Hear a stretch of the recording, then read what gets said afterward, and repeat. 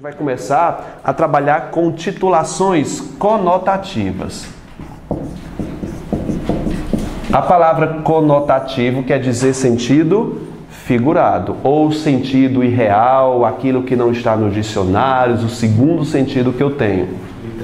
Sentido literário, sentido ambíguo. Presta atenção para que a gente possa comparar com o anterior. O título desse texto se chama como? Sintaxe penosa. Com esse título, sem olhar, não vai ler agora o primeiro parágrafo do texto. Com esse título, pode-se prever qual é o assunto a ser abordado no texto? Bom, eu sei que vai trabalhar alguma coisa relacionada a português, mas qual é o tema principal desse texto?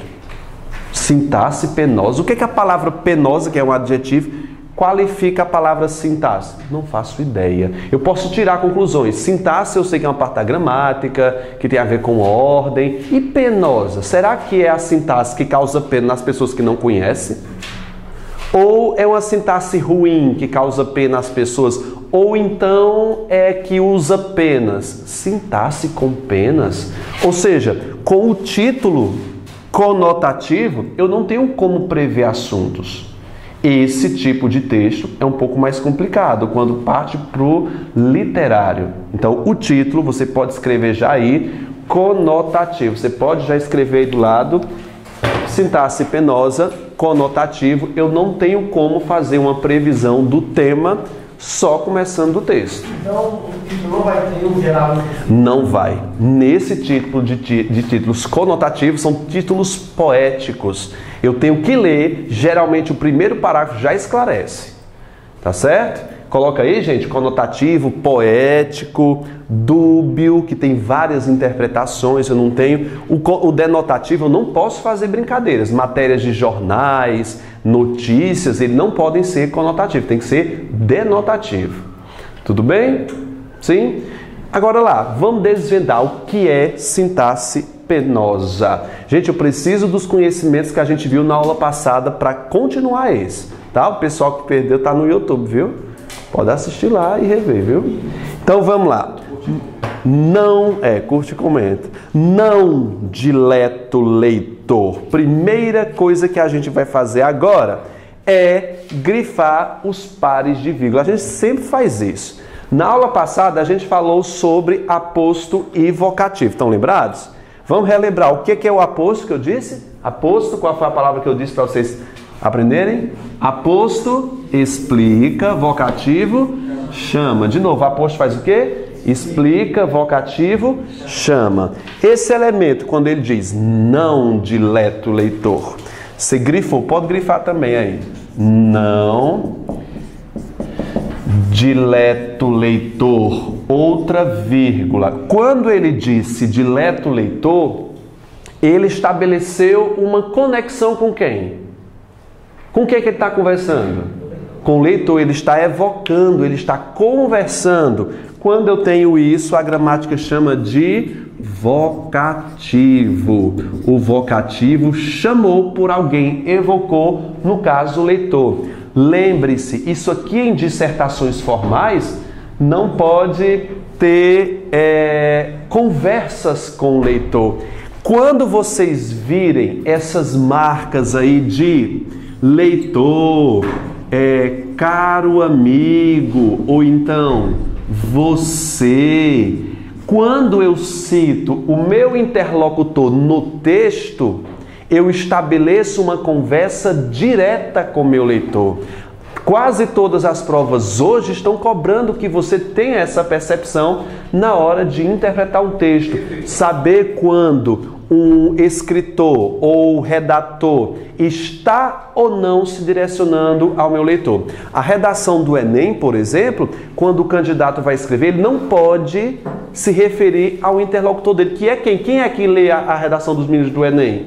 O corretor. Então ele não pode dizer, e aí corretor, você gostou da minha argumentação? Eu não posso estabelecer, por isso que tem que ser impessoal.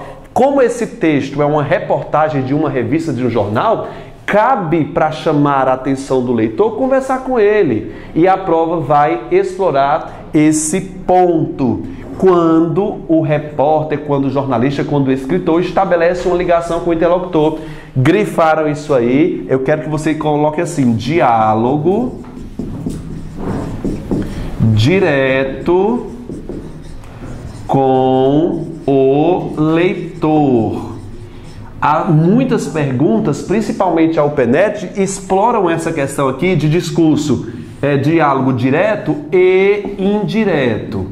Vitor, quais são exemplos de diálogo indireto? Eu posso dizer assim, ó, muitos, alguns, várias pessoas. Aqui eu converso com o meu leitor de forma generalizada, e quando eu tenho essas marcas de segunda pessoa, tipo você, caro amigo, dileto leitor, eu estabeleço uma ligação direta com o meu interlocutor. Muitas provas exploram isso. Se ele está sendo pessoal ou impessoal. Nesse caso, ele é pessoal ou impessoal? Pessoal demais. Ele estabelece conexão com o interlocutor. Vai perguntar? Não, já respondeu. Já era o quê? Ele perguntar se o vocativo é sempre segunda pessoa. É, sempre segunda. Continuando, gente, ó. Não, dileto, eu estou na primeira linha ainda, viu, gente? Não, dileto leitor, não incorporei o espírito do... Vocês fizeram essa anotação aí? Não incorporei o espírito do professor Pasquale. Grifa a palavra professor Pasquale aí. Quem é que lembra do professor Pasquale, professor de português aí do Telecurso 2000? Não revela o Telecurso 2000, que revela a idade, né? Oi? Na linguagem culta não se aconselha ou é uma regra? Não usar. Segunda pessoa? Sim. Não, depende do texto. Tipo redação do Enem eu não posso estabelecer porque eu não posso conversar com o meu redator. Com quem vai corrigir minha redação. De concurso público, eu não posso conversar com o meu corretor. Agora, matérias de jornais, o fato de eu conversar com o leitor não torna o texto informal, não. Só torna o texto pessoal, subjetivo. Isso não quer dizer que seja... Olha a palavra que ele usou, dileto.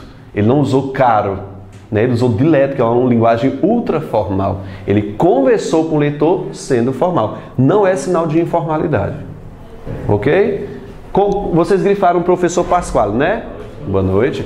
Quando ele diz, ó, não dileto leitor, não incorporei o espírito do professor Pasquale. O professor Pasquale era professor de quê?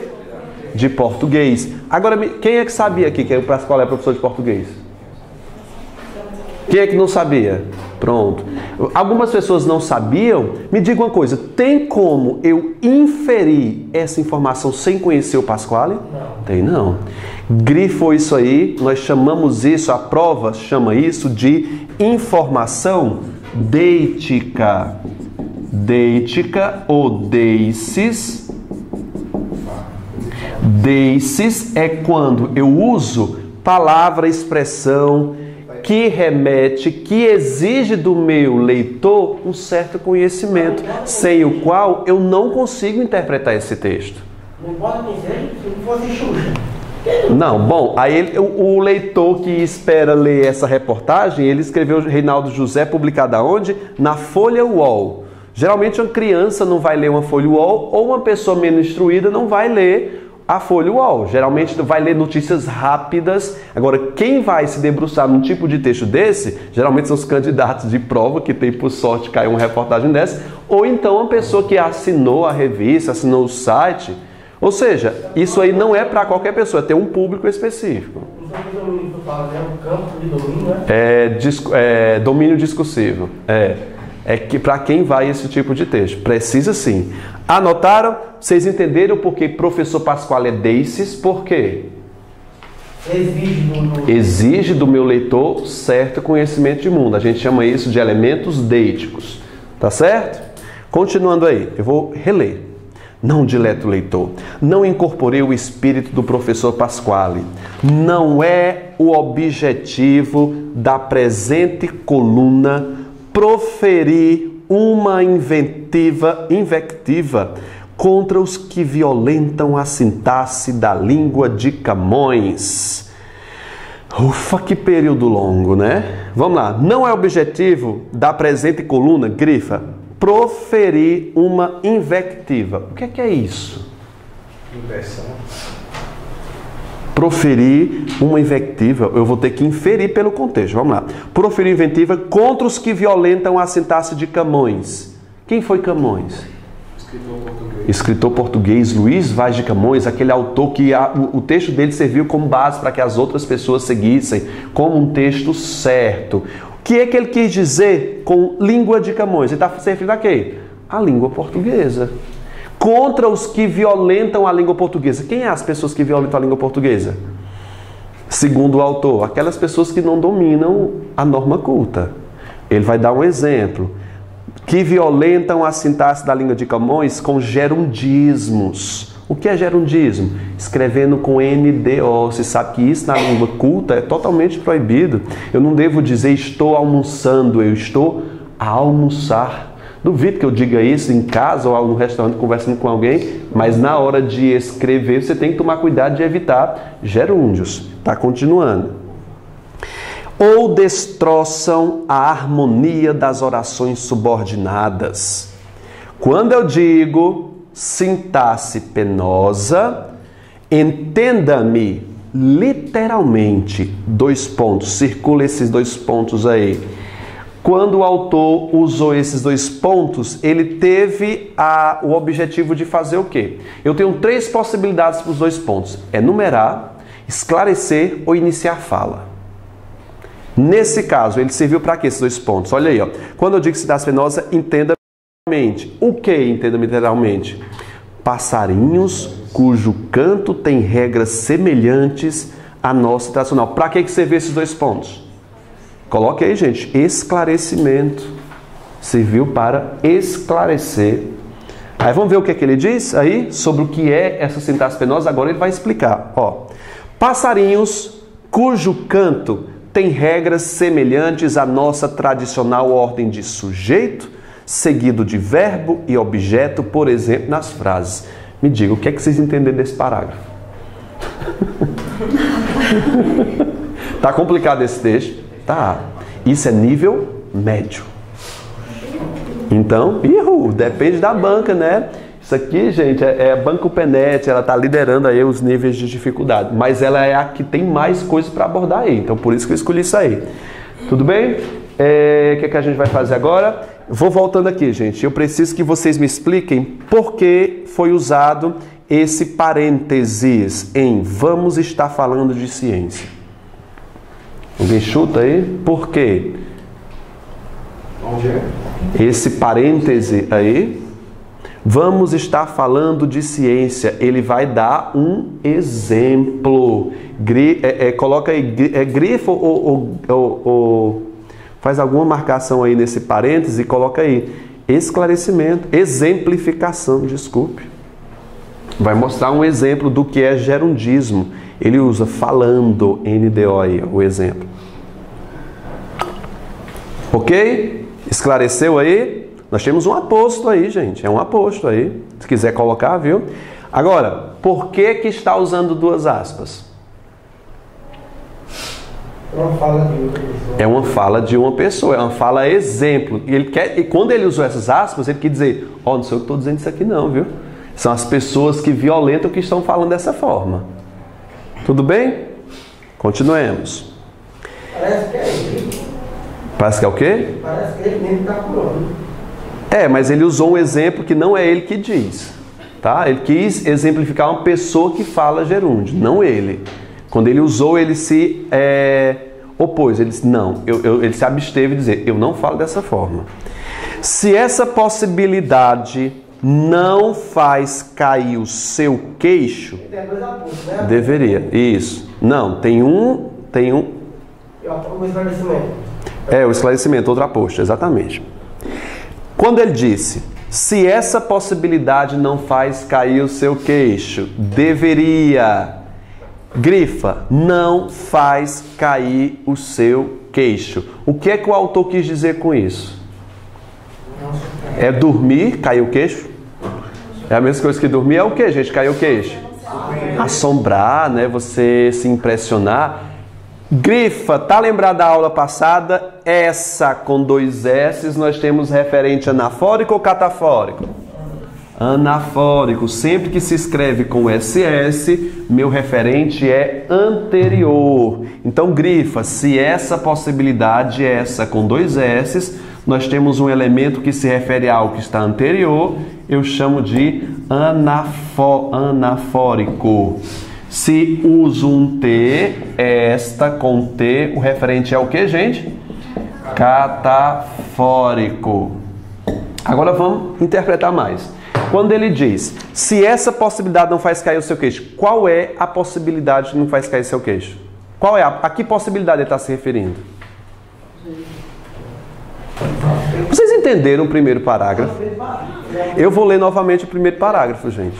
Vou. Vai lá. Porque eu tenho que entender o que é isso. Escuta. Não, dileto leitor, não incorporei o espírito do professor Pasquale. Não é o objetivo da presente coluna proferir uma inventiva contra os que violentam a sintaxe da língua de Camões com gerundismos. Por exemplo, vamos estar falando de ciência, ou destroçam a harmonia das orações subordinadas. Quando eu digo sintaxe penosa, entenda-me ao pé da letra. Passarinhos cujo canto tem regras semelhantes à nossa tradicional de ordem, seguido de verbo e objeto, por exemplo, nas frases. Ou seja, ele está falando de pássaros que, ao cantar, se comunicam como seres humanos, usando uma sintaxe. O que é que a palavra sintaxe quer dizer? Hein, gente? Vamos esclarecer? Escreve aí no rodapé. Sintaxe é a mesma coisa que posição. Sintaxe é a mesma coisa que o que, gente? Posição. É como as palavras na língua portuguesa se posicionam na hora de você escrever. Por exemplo, eu vou dizer o seguinte, o menino saiu de casa. Eu não posso dizer de menino saiu casa. Não é comum esse tipo, porque a minha língua ela obedece a uma ordem. Ou eu não posso dizer o seguinte, né? A mãe mordeu a vaca. Eu tenho que dizer o quê? A vaca mordeu a mãe, né? Nunca vi uma vaca mordendo. Mas se fosse isso, a ordem dos fatores na língua portuguesa altera o produto? E como altera? Então a sintaxe, para quem não sabe, puder anotar isso aqui, existe uma ordem que ela chama de direta. Ordem direta sintática. Essa ordem compreende sujeito mais verbo mais objeto mais adjunto adverbial. Evita o predicado do sujeito. É todo o resto da frase? Tudo que não for sujeito é predicado. Sujeito de um lado, predicado do outro. Tudo bem? Sujeito, verbo, objetos, adjuntos, adverbiais. Isso aqui é a ordem sintática direta. Vou colocar um exemplo aqui, ó. Ana comprou balas hoje. Ana é o quê? Sujeito. Comprou é o quê? Verbo. Balas, objeto. E hoje, adjunto adverbial de tempo. Essa frase está na ordem direta? Por quê? Sujeito, verbo, objeto, adjunto adverbial. Eu posso escrever de outra forma? Posso. Eu posso dizer, hoje Ana comprou balas, comprou Ana balas hoje, fica um pouco bagunçado. Eu só não posso dizer o quê? Balas comprou Ana. Porque já altera o meu resultado aqui. Ou seja, quando você fala... Você usa uma ordem na hora de falar? Usa. Você vai dizer, mercado, mãe, sair, agora vou. Você não fala dessa forma. A sua mente já está encadeada em uma sintaxe.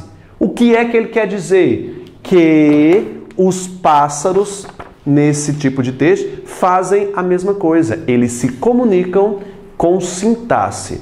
Aí, quando ele diz nesse segundo parágrafo, preste atenção. Se essa possibilidade não faz cair o seu queixo, deveria. Qual possibilidade ele está se referindo? De pássaros usar sintaxe para se comunicar. Afinal, quando o cachorro late au, au, au, au, não é a mesma coisa de dizer uau, au, au, au. Né? É au, au. Mas ele está falando de passarinho, não de cachorro. Vamos lá. Sim. Essa forma direta aí também funciona com verbo de ligação? Sim, é verbo. Vamos lá. Como enfatizei na coluna passada, eu sei, faz 2 semanas já, mas quem sabe você recorda, grifo você aí dentro. Você é marca de quê? De segunda pessoa. É diálogo com o meu interlocutor de forma direta ou indireta, gente? Indireta. Oi? Direta, não indireta. De boa? Vamos lá. Quando ele usou parênteses, aí por que foi? Exemplo. Foi exemplo? Olha bem. Como enfatizei na coluna passada, ele fez um flashback. Como enfatizei na coluna passada, eu sei, faz 2 semanas já, mas quem sabe você recorda. Foi tipo uma relembrança, né? Uma volta. Aí se chama oração intercalada, tá? Mas não anota não. Escuta só, outra coisa. Mas, circula esse mais aí dentro. Mas, a gente entendeu na aula passada que mais dá ideia de quê, gente? De oposição. Oposição, quais são as irmãs do mas? Porém, contudo, entretanto, todavia, ela liga ideias opostas, tá certo? Continuando.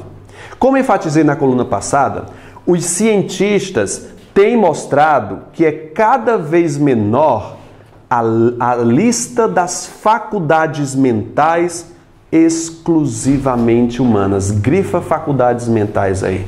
O que é que o autor quer dizer? É uma universidade que estuda a mente, psicologia, psiquiatria. O que é que ele quer dizer com faculdades mentais? A capacidade que a pessoa tem, né, de raciocinar. Uma das poucas que sobraram. Grifa. Uma das poucas que sobraram. Quando o autor disse uma das poucas que sobraram, uma das poucas o quê? Faculdades mentais. Por que o autor não colocou faculdades mentais? Por que ele preferiu não colocar? Para não ficar repetitivo. Vamos colocar ficando repetitivo? Vamos só na mente. Escuta só, eu vou ler como se tivesse aí a palavra. Vamos lá. Cadê? É cada vez menor a lista de faculdades mentais exclusivamente humanas. Uma das poucas faculdades exclusivamente humanas que sobraram. Fica ruim assim? Fica. Por quê? Qual foi a estratégia que o autor usou para não repetir? Tirou. Isso é uma estratégia? E a banca cobra isso. Ela chama isso de coesão. Quando eu não repito palavras, eu estou coesando. Não existe isso não, viu? Eu estou fazendo coesão. Quando o texto está repetitivo, ele está o quê? Incoeso. Incoeso é um texto repetitivo. Nesse caso, o texto está coeso ou não está? Está, porque ele não repetiu palavras. Agora, filho, as estratégias de coesões são muitas. E essa, quando eu omito um termo que já foi dito, tem 2 nomes. Ou é elipse ou zeugma. Quando eu omito um termo somente para não causar repetição, eu tenho a elipse e a zeugma. E a banca pergunta essa estratégia de coesão. Ok? Mas tem um completo, uma das poucas que sobraram. O que é que tem? Ele não está retomando, né? Isso. Aí esse termo todo aqui é o que? Tem algum nome para ele? Aonde? Uma das poucas que sobraram? Não, ele não tem nenhuma palavra que retoma, não. Eu só tirei uma das poucas faculdades mentais que sobraram. Tá bem? Ou melhor, sobravam. Circula para mim os 2 travessões. Alguém sabe dizer por que esses travessões foram usados? Tem nada a ver com a posta. Ele está corrigindo, né? Ou seja, coloca isolando retificação. Uma das regras de vírgula que a gente ainda vai estudar. Eu estou falando aqui de vírgula no texto, gente, mas é uma noção. A gente ainda vai estudar vírgula, tá? A fundo, vírgula e todas as pontuações aí. Me diz qual a diferença do zeugma e da elipse. A zeugma, ela omite termo que foi citado anteriormente. A elipse omite um termo nunca citado. Nesse caso aí é uma zeugma. Isso. Mas algumas bancas não reconhecem. Para ela, elipse e zeugma são a mesma coisa. Então a gente tem que saber qual é a da banca. Ainda tem isso. Tem que estudar para a banca. Quando a banca de você, quando a gente tiver um foco aqui específico, por exemplo, a INSS, A gente vai focar na banca. É CESP, a gente vai focar só como a CESP trabalha aqueles quesitos. Por enquanto a gente não tem nenhuma banca definida ainda, né? Bora lá. Ou melhor, sobravam. É a linguagem com sintaxe. Alguns passarinhos japoneses resolveram, grifa, melar o nosso triunfo. Só melar o nosso triunfo. Ao que parece. O que é que o autor quis dizer com melar o nosso triunfo? Hein, gente? Alguém explica para mim? Eles não têm síntese. Síntese? Estragar alguma coisa? Estragar. O que é que eles quiseram estragar? O triunfo. Por quê? Qual triunfo ele está se referindo? Ei, bicho, não é só tu que escreve com sintaxe, não. A gente também escreve. Ou a gente canta, né? Ou seja, melar o nosso triunfo, porque o humano pensa que ele é o único que se comunica usando sintaxe. Então, eles quiseram melar o nosso triunfo. Gente, eu já vi aí. Melar nosso triunfo, e eu tenho um outro lá em cima. Faz cair o seu queixo. Essas duas expressões são denotativas ou conotativas?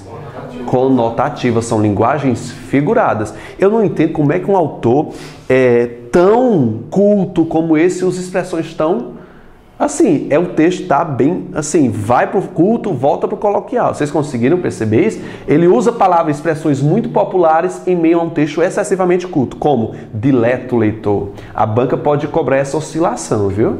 É bom que você reconheça. Vamos lá. Os penosos, grifa penosos. Os penosos em questão, quando ele usou penosos, ele está se referindo a quem? Aos pássaros japoneses que melaram o nosso triunfo. A palavra penoso, ela substitui. Eu tenho mais um elemento de coesão aí. Como é que eu chamo essa coesão? Por metonímia. Bicho, que diabo é isso?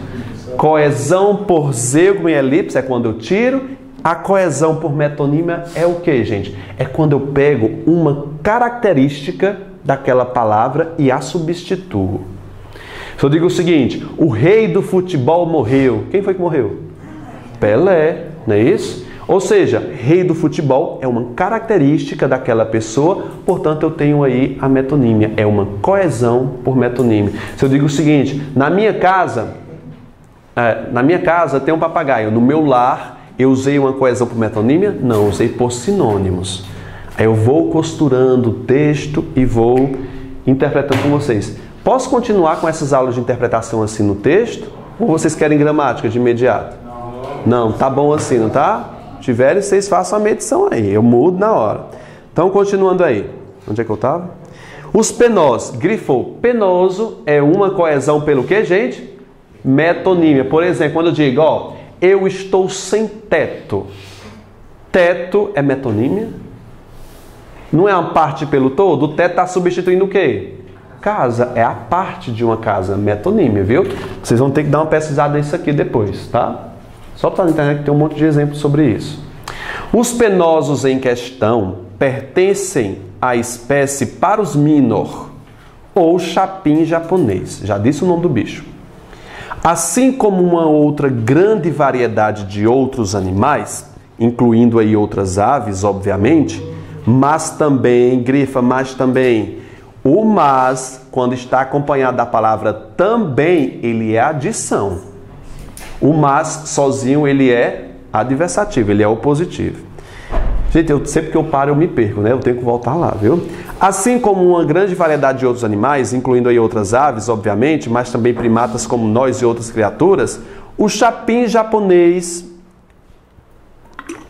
produz vocalizações que podem ser comparadas às nossas palavras. Ótimo! Vocês estão entendendo aí? Eles cantam e se comparam com as nossas palavras. Esses sons, tu já sabe que eu vou pedir para grifar aí, né? Esses com 2 S, ele é anafórico ou catafórico? Ou seja, agora cabe a você. Você sabe que é anafórico, a quem ele se refere está antes. É sua tarefa agora saber a quem ele retomando. Que sons? Vocalizações. Pode puxar uma seta lá para vocalizações que a palavra esses retoma. E a prova pode perguntar quem é que ele está retomando. Vamos lá. Esses sons foram criativamente apelidados com as letras A, B, C e D. Seu significado varia um pouco, mas podemos dizer de modo geral que combinações das 3 primeiras palavras, tipo AC ou BC, por exemplo, denotam a presença de diversos tipos de predadores, enquanto os sons do tipo D, caracterizado por uma sequência de 7 a 10 notas, como as da música, servem para recrutar outros passarinhos, quando um macho chama sua parceira, por exemplo. Outra versão aí para exemplificação. Tudo bem? O bacana, grifou. Grifo bacana? O que é que ele é bacana? O que é bacana? O que é bacana, gente? Oi? O que é bacana? Vai dizer ainda? O bacana, então não retomou, né? É catafórico, né? O bacana, porém, é que a palavra de pode ser combinada a outras, modificando o sentido delas. Delas, grifou. Delas o quê? Das palavras. Ou delas retoma outras, que outras retomam o quê? Palavras. ACD, digamos, pode ser usado quando um chapim vê um falcão e chama outras aves para avisá-las sobre o caçador e convocá-las para fazer mobbing. Ou seja, quando vários passarinhos se juntam para intimidar uma ave de rapina. Legal isso, né? Vocês não acharam, não? Achei muito o máximo isso. A pergunta é 2 pontos. Esses 2 pontos fazem o quê? Ele anuncia, vai anunciar, né? Coloca aí, gente, circula e coloca, anuncia. A pergunta é: será que faz diferença a ordem dos fatores? Afinal, em português, o cão mordeu o menino e o menino mordeu o cão são frases com sentido completamente diferente. Foi o que Toshitaka Suzuki, da Universidade de Sodekai, no Japão, resolveu testar usando gravações das palavras típicas das aves. Resultado: quando ouvem, grifa, quando ouvem, quem ouve? Os cientistas ou as aves? As aves. Como é que eu chamo essa coesão aí? Nós temos uma elipse, né? Pode colocar coesão por elipse. Coloca em cima aí, elipse. Quando as aves ouvem. Eu não coloquei aves, foi elipse aí. Quando ouvem as gravações de ABC, os chapins, eu já reduzi, eu já não uso mais chapim japonês. Notaram isso? Os chapins, eu me perdi. Olham assustados para os lados esperando um predador. Se escutam só D, voam na direção do alto-falante, procurando o colega que teria chamado por eles. A, B, C, D produz, como esperado, um misto de olhares assustados para os lados e voo rumo ao som. E quando o som é D-A-B-C? Em geral, nada, grifou. Em geral, nada o quê? Nada acontece? Vamos ler de novo, ó. Um misto de olhares assustados para os lados e um voo rumo ao som. E quando o som é D-A-B-C? Em geral, nada. Vocês entenderam que houve outra elipse aí? Qual é a elipse da palavra? Acredito que seja acontece. Houve a supressão, ele não continuou, ele deixou que o leitor intuísse. Coloca em cima aí, acontece. Elipse ou é um zero? Nesse caso é elipse, viu? Que ele não citou isso, acontece, né? Não tem não. Mas isso que ele fica confuso. Fica. Em geral, nada acontece. Nada acontece e o resultado disso é eles ficarem confusos. Eles ficam confusos e é por isso que nada acontece. Eles não têm nenhuma ação. Eles ficam confusos somente, olhando para um lado e para o outro. A sintaxe da frase nessa ordem aí não faz sentido para eles. Ou seja, é a ordem dos termos dos chamados que importa nesse caso. Grifou nesse, com 2 S, retoma. Que caso? Em que usa D-A-B-C, ou seja, que usa a ordem confusa. Como na fala humana. Os dados estão no artigo da revista científica Nature Communication. Pode ser que você, grifou você, diálogo com o meu leitor. Pode ser que você não esteja lá muito embasbacado. Olha o linguajar dele, cara. Eu fico tonto com isso. Texto formal. Pode ser que você não esteja lá muito embasbacado com as proezas sintáticas do chapim japonês. Bom, está no seu direito, obviamente. Mas o que descobertas como essa, ou essa de novo aí, eu estou sendo chato, gente, mas vamos lá. Essa reiteram, feito a linha de baixo constante e sólida de um bom rock, é o fato inconteste. Grifou, fato inconteste. O que é fato inconteste?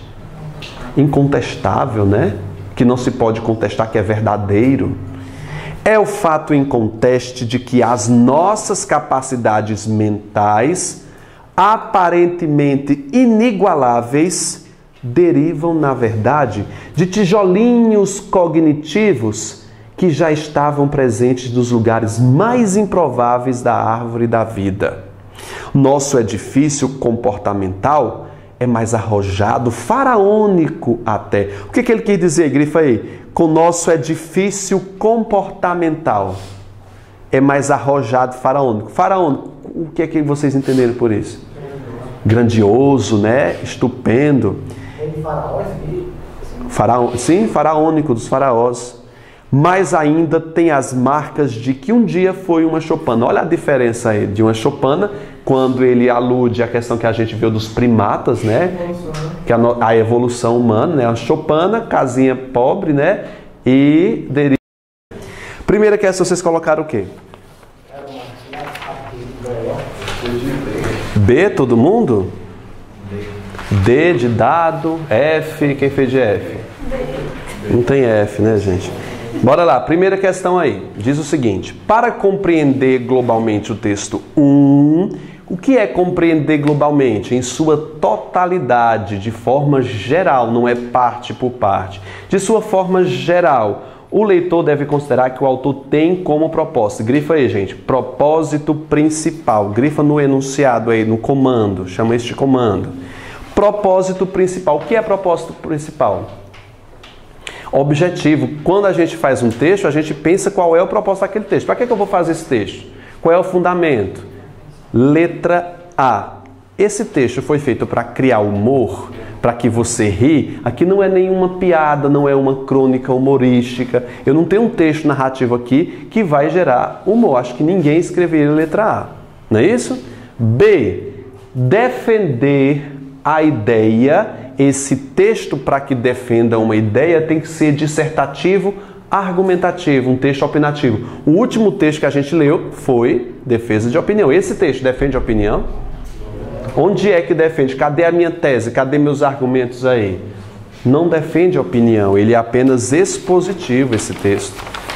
Letra C. Esse texto foi feito para dialogar com a comunidade científica, certo? Mas o errado está nessa palavra prioritariamente. Quer dizer que esse texto só pode ser feito para quem é da área da ciência? Não.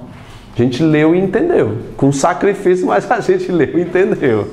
Né? Errado, gente. Letra D. Instruir. Esse texto foi feito para ensinar, dar instruções. Coloca nessa letra D ao lado aí, injunção. Esse texto é injuntivo? O objetivo dele foi te instruir a fazer alguma coisa? Claro que não. Esse texto foi feito para divulgar trabalho científico a público não especializado. Letra E. Acertaram, gente? Vocês colocaram que letra aí? D. Onde é que ele instrui, gente? Principalmente na questão que ele diz passo a passo. Ele diz o passo a passo como fez? Não, gente. Desconfiem dessas minúcias. Aqui dá para poder você essa letra E, quando foi citado a público não especializado, mas tu falou no início da aula que geralmente quem assinava a revista era público, por causa da média. Uhum. A defender o público, né? Pelo nível de linguagem, tu define o público. Se for uma coisinha... Ó, mas quando se diz bem especializado, não é em relação à linguagem, mas sim ao... leigos. O leigo em relação à pesquisa dos pássaros. Uhum, ele traduziu isso. Número 2, estão com medo de dizer?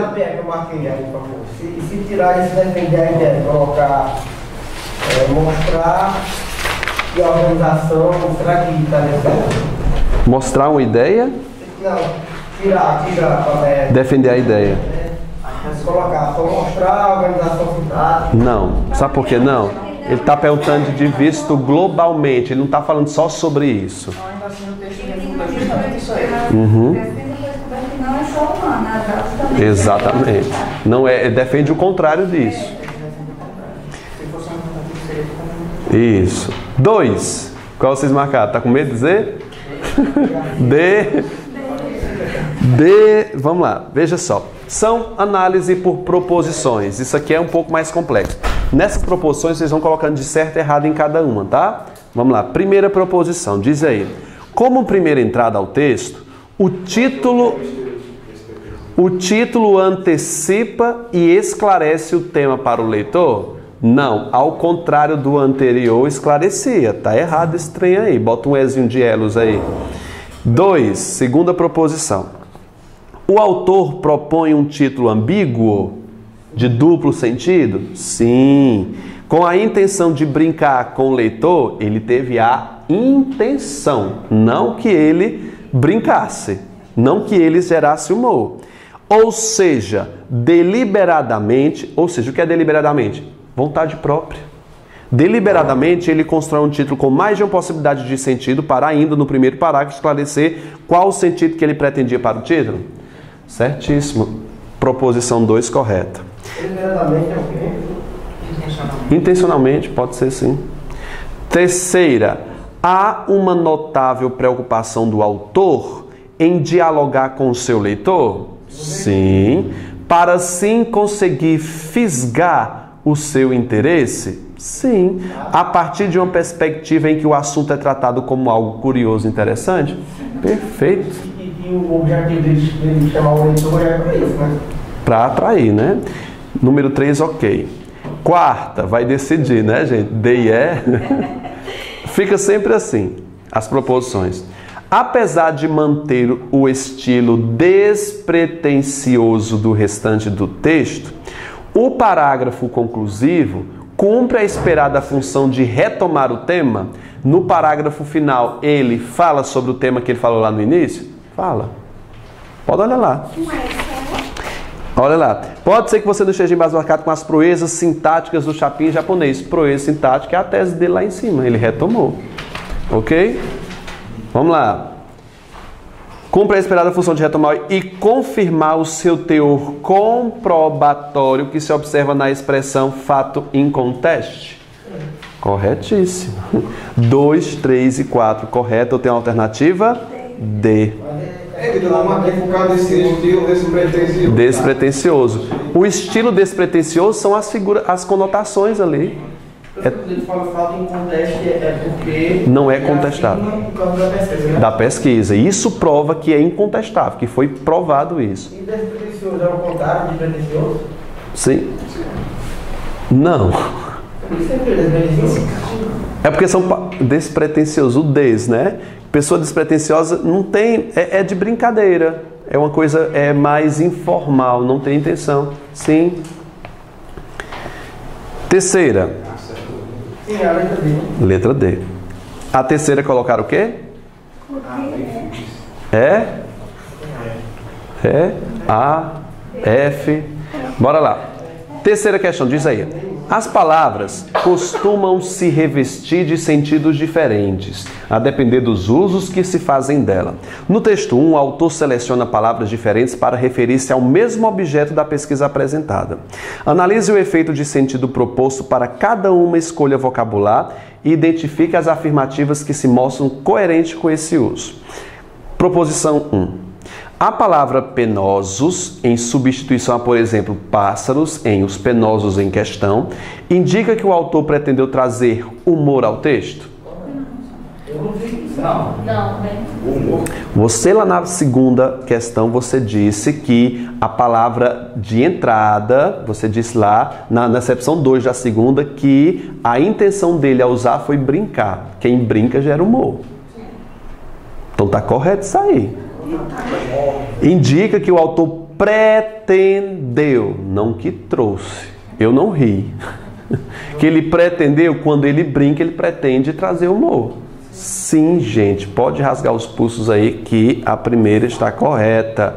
Essa foi complicada, porque se você não repara na anterior, você não acerta essa. Ele com o fenômeno, eu vejo que ele tem um dado com o texto. Então isso é também desperdiçou, né? Sim. Tem um dado do próprio texto. E sim, causar, como é uma sintaxe penosa, uma posição com penas, isso pode ser que algumas pessoas riam disso. Eu não ri. Mas eu entendo que ele quis brincar com a palavra. 2, é confuso isso. 2. Os chapins, a palavra grifada, né? O termo destacado, que é chapins, não pode ser empregado para substituir chapim japonês? Claro que pode. É coesão por redução. Escreve aí na frente, gente. Coesão por redução. Escreveu? Por que é redução? Por que é coesão por redução, gente? Ele reduziu. Toda, ele reduziu. Tipo motocicleta, moto. Tudo bem? O termo destacado não pode ser empregado para chapim japonês? Pode. Tá errado. Tá errado. 1 correta, 2 errada. 3. Olha, a gente sabe da resposta na hora de assinalar, pode botar que é certo, né? A gente não viu esse não. Grifa esse não, gente. Não pode ser empregado. Grifa o não aí. É que não pode, tá errado por conta do não aí. 3. Os bichos ficam confusos. A palavra bichos está empregada em sentido amplo. Isto é, abrange todos os animais que estão referidos no texto? Claro que não, esses bichos são os predadores, as presas, ou a classe dele, que são... Aí no texto também cita os falcões, os predadores, e não está se referindo a elas. Está errado. Então só um está correto, né? Ah, já tem alternativa, né, gente? Não tem só um. Vamos ver a quarta, Pode ser anulado, né? Pode ser usado quando o chapim vê um falcão e outras aves, grifoaves, né? O termo destacado tem sentido amplo? Sim. E com ele pode-se cobrir várias espécies de uma mesma categoria? Pode. A categoria dos chapins. Correto. Letra C.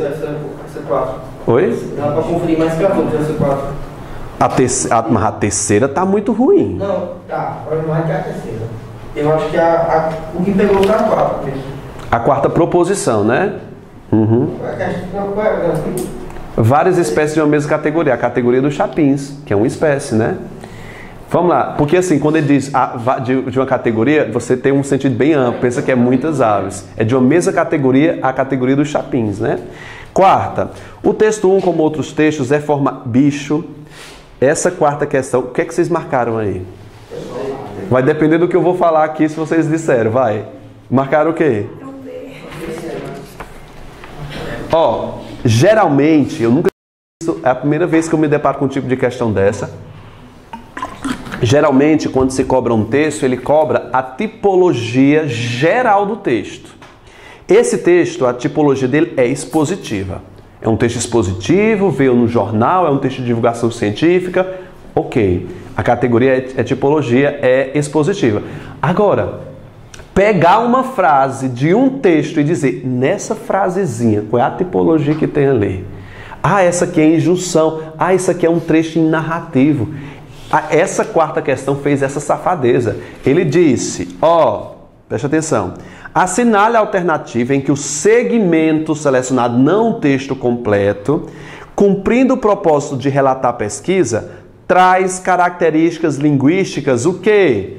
Eminentemente narrativo. Esse texto não é narrativo. Tem traços narrativos. Ele quer, dentre as alternativas abaixo, que você encontre uma marcação narrativa.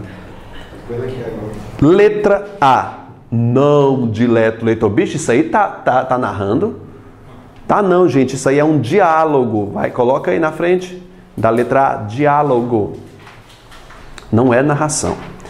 B. O Chapin japonês produz vocalizações que podem ser comparadas às nossas palavras. Isso aí é exposição. Pode colocar. Texto expositivo. Combinações das 3 primeiras palavras. Aí é descrição. Está descrevendo. Combinações, ele vai descrever AC ou BC. Letra D. Quando ouvem marcação temporal, é típico de textos narrativos.